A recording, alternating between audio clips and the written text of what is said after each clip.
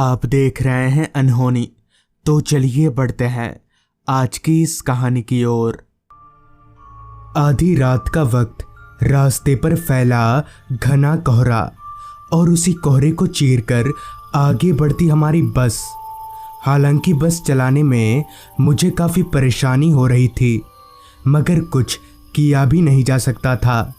जो जिसका काम है उसे तो करना ही पड़ेगा। ऊपर से आज घर लौटने में हमें देर भी हो गई थी। रास्ते में कोहरा ऐसे ढका हुआ था कि सामने 3-4 मीटर के बाद कुछ दिख ही नहीं रहा था।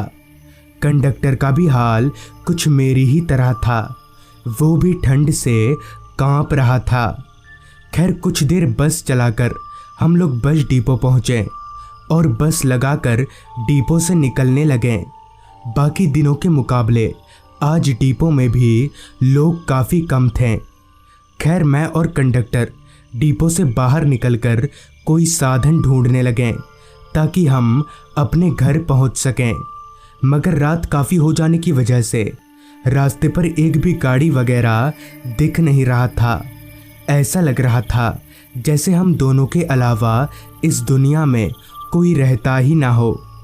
खैर कोई साधन ना पाकर मैंने और कंडक्टर ने पैदल चलना शुरू कर दिया। उस कपकपाती ठंड में पैदल चलना भी बहुत मुश्किल हो रहा था, क्योंकि जो हवा चल रही थी उस हवा में आँखों को ज़्यादा देर तक खोलकर रख पाना भी किसी जंग जीतने के बराबर था। अभी हम दोनों आगे बढ़ ही रहे थे कि तभी कंडक्टर बोला, ड्राइवर साहब, आज घर ऐसे ही जाना है क्या? इस पर मैंने जवाब दिया, लग तो यही रहा है। चलते चलते अब हम दोनों डिपो से काफ़ी दूर आ गए थे, मगर अभी तक एक भी गाड़ी नहीं दिखी थी और हम दोनों का घर भी अभी बहुत दूर था।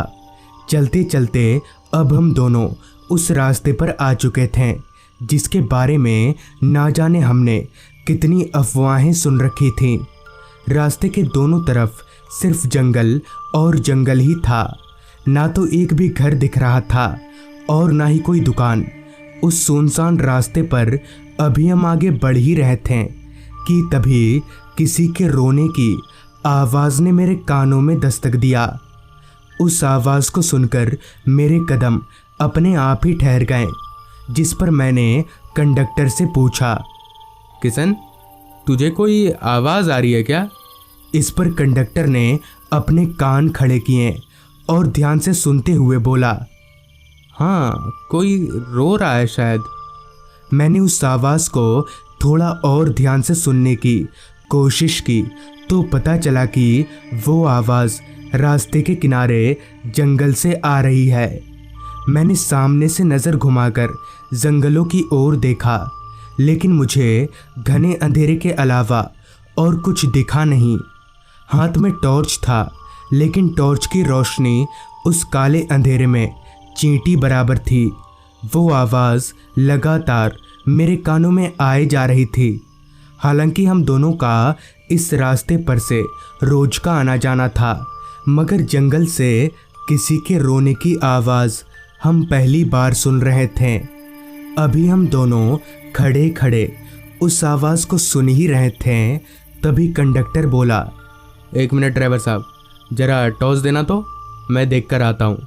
इतना बोलकर कंडक्टर ने मेरे हाथों से टॉर्च लिया और जंगलों के भीतर चला गया। मैं कंडक्टर के साथ जाना चाहता था, मगर वो इतनी जल्दबाजी में चला गया कि मुझे मौका ही नहीं मिला। खैर मैं वहाँ खड़े खड़े कंडक्टर के वापस आने का इंतज़ार करने लगा। कंडक्टर को गए हुए अब करीब 5-10 मिनट बीत चुके थे, लेकिन ना तो अभी तक वो आया था और ना ही उसकी आवाज़।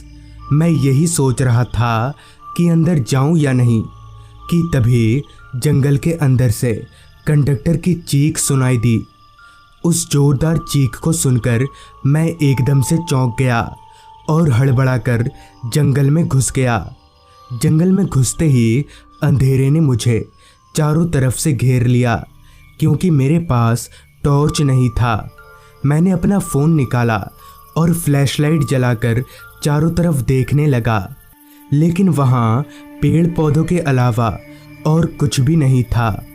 मैं थोड़ा आगे बढ़ा और चारों तरफ नज़रें दौड़ाकर कंडक्टर को ढूंढने लगा।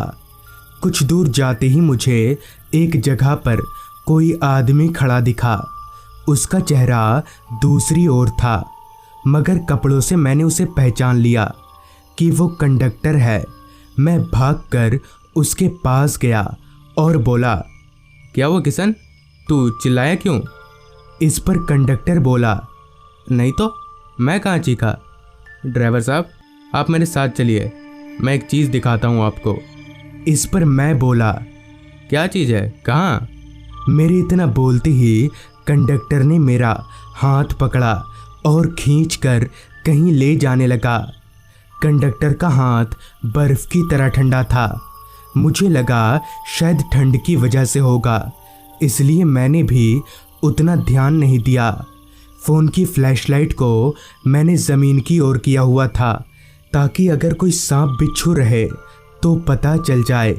अभी हम लोग चल ही रहे थे कि तभी फ़ोन की फ्लैशलाइट में मेरी नज़र कंडक्टर के पैरों पर गई। उसके पैर पीछे की ओर मुड़े हुए, यानी उल्टे थे। मैं अपना हाथ छटककर कंडक्टर से अलग हो गया। मैं समझ गया था कि ये कंडक्टर नहीं बल्कि कोई और ही है। तभी मैंने पूछा, कौन हो तुम? इस पर कंडक्टर ने अपना चेहरा मेरी ओर घुमाया तो उसकी शक्ल देखकर मेरे होश उड़ गए, क्योंकि उसका पूरा चेहरा एकदम सड़ा हुआ था और बड़ा डरावना लग रहा था। वो कंडक्टर नहीं बल्कि कोई और था। उस आदमी ने मेरे बालों को कसकर पकड़ा और ज़मीन पर गिराकर घसीटते हुए कहीं ले जाने लगा। मैं ज़ोर ज़ोर से चीखे जा रहा था, मगर मेरी मदद के लिए वहाँ कोई नहीं था कि तभी दूसरी ओर से किसी ने मेरे दोनों पैरों को पकड़ा और मुझे एक झटके से अपनी ओर खींच लिया। मैंने जब सिर उठाकर देखा तो वो मेरा कंडक्टर किशन था। कंडक्टर ने मुझे सहारा देकर सीधा खड़ा किया और बोला, ड्राइवर साहब, आप भागिए। मैं उसे ऐसे छोड़कर जाना नहीं चाहता था, मगर कंडक्टर ने मुझे धक्का देकर उस जंगल से बाहर निकाल दिया। मैं भागते भागते उस जगह पर पहुंचा जहां 4-5 लोग थे।